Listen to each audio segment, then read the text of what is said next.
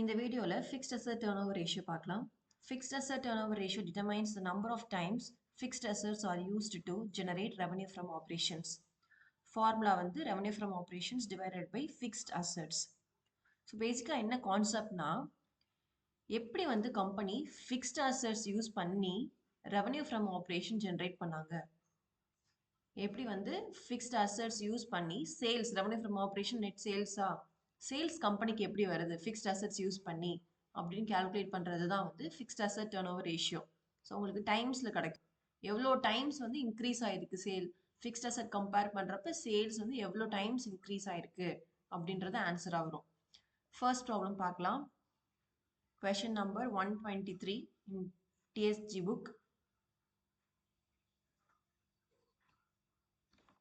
Net fixed asset கொடுத்துட்டாங்க. RFO revenue from operation இருக்கு. Fixed asset turnover ratio கண்டுபிடிக்கணும்.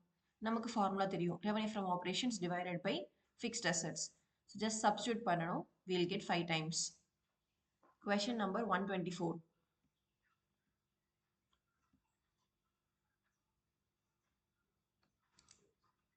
Fixed asset value கொடுத்துருக்காங்க. Okay, நமக்கு இப்போ டினாமினேட்டர் வேல்யூ தெரியும், கொஷின்லேயே இருக்கு. அக்யூமுலேட்டட் டிப்ரிசியேஷன் இருக்கு. Credit revenue from operation, cash revenue from operation. இங்கே ஒரு விஷயம் வந்து இருக்கு. ஃபிக்ஸ்ட் அசெட் அட் காஸ்ட்னு கொடுத்துருக்கா அப்படின்னா என்ன அர்த்தம்னா, வாங்கினப்ப இந்த ஃபிக்ஸ்ட் அசெட் வேல்யூ வந்து 7 lakhs ஆகும். அப்போ யூஸ் பண்ணியிருப்பாங்கல்ல, யூஸ் பண்ண என்ன ஆகும், அசெட் வேல்யூ டிப்ரிஷியேட் ஆகும். டிப்ரிஷியேட் அமௌண்ட் வந்துட்டு டிப்ரிஷியேட் ஆன அமௌண்ட் வந்துட்டு 1 lakh. So 7 lakh minus 1 lakh, அதுதான் வந்து நெட் ஃபிக்ஸ்ட் அசெட்.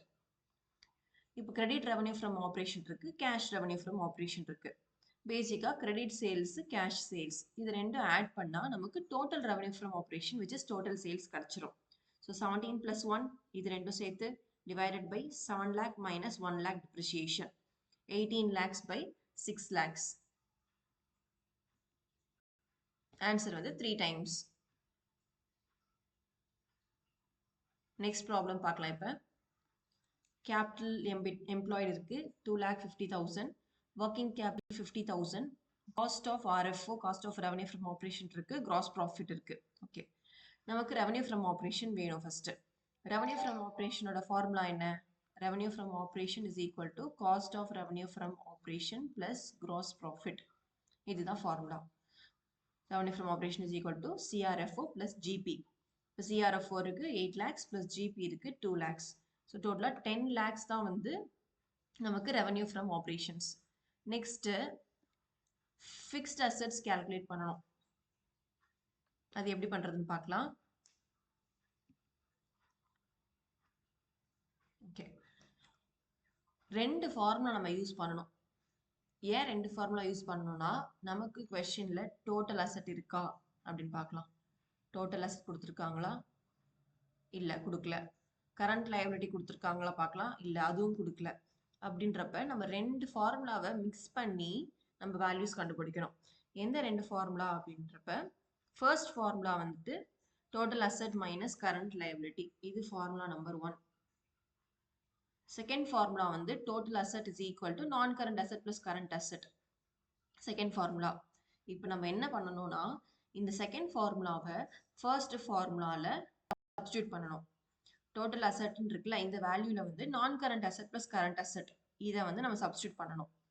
ஸோ அப்போ உங்களுக்கு ஃபைனல் ஃபார்முலா எப்படி இருக்கும் அப்படின்னா, capital employed is equal to total அசெட்க்கு பதிலாக non current asset plus current asset minus current liabilities. Current liabilities இந்த ஃபார்முலாலே இருந்துச்சுல, இங்கே பாருங்க, இங்க இருக்குல்ல கரண்ட் லயபிலிட்டி, அது வந்து இங்க வரும் மைனஸ் கரண்ட் லயபிலிட்டிஸ் அப்படின்ட்டு.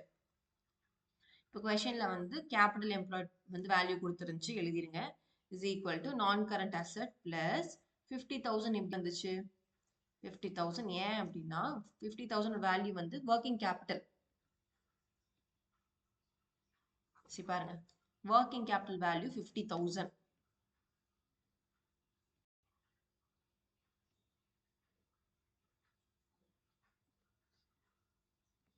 இப்போ இந்த சம் படி working capital formula என்ன? working capital is equal to current assets minus current liabilities. இப்போ இந்த ஈக்குவேஷன்ல லாஸ்ட் ரெண்டு காம்போனன்ட் பாருங்க, current asset minus current liability. So இந்த இடத்துல கரண்ட் அசெட் மைனஸ் கரண்ட் லைபிலிட்டின்னு இருக்க இடத்துல நம்ம ஒர்க்கிங் கேபிட்டலோட அமௌண்ட்டை சப்ஸ்டியூட் பண்ணிக்கலாம். அதுக்கு தான் நம்ம ரெண்டு ஃபார்முலாவையும் நம்ம கம்பைன் பண்ணோம். இப்போ non current asset will be equal to 2 lakhs. 2 lakh 50 minus this 50,000. Revenue from operation நமக்கு ஸ்டார்டிங்லேயே கிடச்சிருச்சு. ஃபிக்ஸ்ட் அசெட்ஸ் நமக்கு கிடச்சிருச்சு. ஃபிக்ஸ்ட் அசெட்ஸ் நான் current assets R same only. So 10 lakhs divided by 2 lakhs வந்து 5 times. கொஸ்டின் நம்பர் 126 பார்க்கலாம். இப்போ capital employed கொடுத்துருக்காங்க 30 lakhs, working capital 5 lakhs, cost of revenue from operation வந்து 40 lakhs, கிராஸ் ப்ராஃபிட் வந்து 25% of காஸ்ட்னு கொடுத்துருக்காங்க. இப்போ காஸ்ட்ல வந்து 25% கிராஸ் ப்ராஃபிட். காஸ்டோட வேல்யூ நமக்கு இருக்கா அப்படின்னு பார்த்தா ஆமாம் இருக்கு. இங்கே cost of revenue from operation 40 lakhs இருக்கு, டைரக்டாக இருக்கு. இதெல்லாம் ரொம்ப ஈஸி தான். Gross profit is equal to 40 lakhs into 25%னா 25/100 போட்டோம் அப்படின்னா நமக்கு 10 lakhs கிடைச்சிரும். இந்த 10 lakhs என்னன்னா கிராஸ் ப்ராஃபிட். அப்போ ரெவன்யூ ஃப்ரம் ஆப்ரேஷன் எப்படி கண்டுபிடிக்கலாம்? Revenue from operation is equal to cost of revenue from operations plus GP gross profit.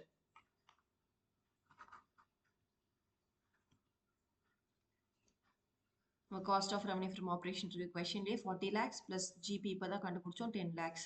So total answer வந்து 50 lakhs. Revenue from operation calculate பண்ணிட்டோம். நமக்கு இப்போ ஃபிக்ஸ்ட் அசெட்ஸ் வேணும். So last problem எப்படி பண்ணோமோ அதே மாதிரி ரெண்டு ஃபார்முலாஸ் யூஸ் பண்ணி கம்பைன் பண்ணணும். ஃபிக்ஸ்ட் அசெட்ஸ் வேணும் இப்போ நமக்கு. அது எப்படி பண்ணலாம்னா அதே ரெண்டு ஃபார்முலா தான்.